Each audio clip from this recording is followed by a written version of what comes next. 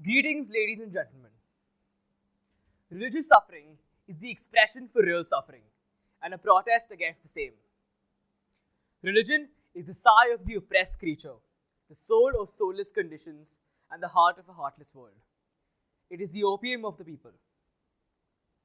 To abolish religion as the illusionary happiness of the people is the demand for their real happiness. To call on them to give up the current illusions for their current condition is to call on them to give up a condition that requires illusions. Religious criticism is that veil of which the halo is religion.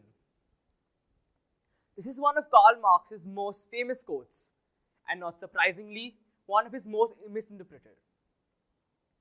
Ladies and gentlemen, I stand here today to tell you why religion is not the answer to life's problems.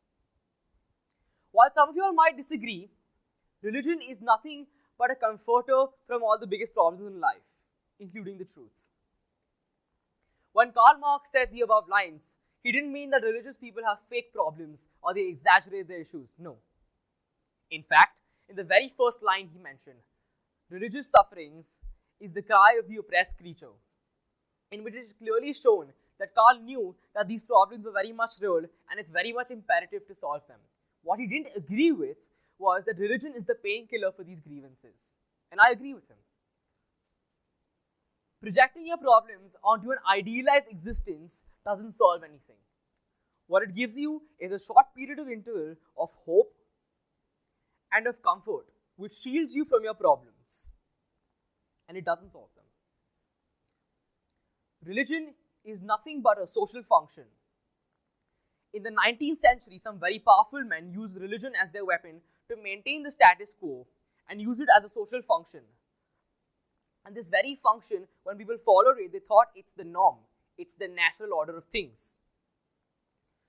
And we see how several times religion has crept into society and stopped social change and stopped progress. Well, I would like everyone here to stop thinking what they're thinking and ask yourselves this. What if we stopped asking questions like, is religion the opium of the people? And started asking questions like, is religion oppressive? Does it stop social change? Does it thwart progress of society? Does it uphold the status quo, or does it subvert it and allow change? Let's tackle the first question first. Yes, religion in some cases does uphold the status quo. We see in many religions, it is mandatory for conservative practices to be passed down from generation to generation. And we see how these creep their way into modern society to thwart social change and progress. We also see in the 19th century and earlier on, when the Romans gave themselves names like Pontifex Maximus and became mediators between God and the people, where they legitimated wars as holy wars or as wars that God wanted to happen. They legitimated the rule by God's choice.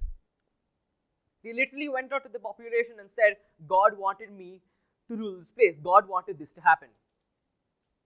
We also see how public shunning of people, because they deviated the norm, can lead to inhibit change and progress. But because of the complexity of society and religion, we can't always subvert religion. History has proven that religion is the most powerful force to unite and direct people's actions.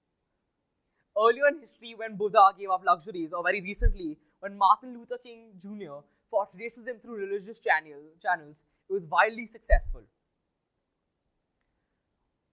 This is why I would like to end by saying, religion is not an opium. It's not an actual drug. It's just a placebo, which fades the user away from their problems for a short period of time. Thank you.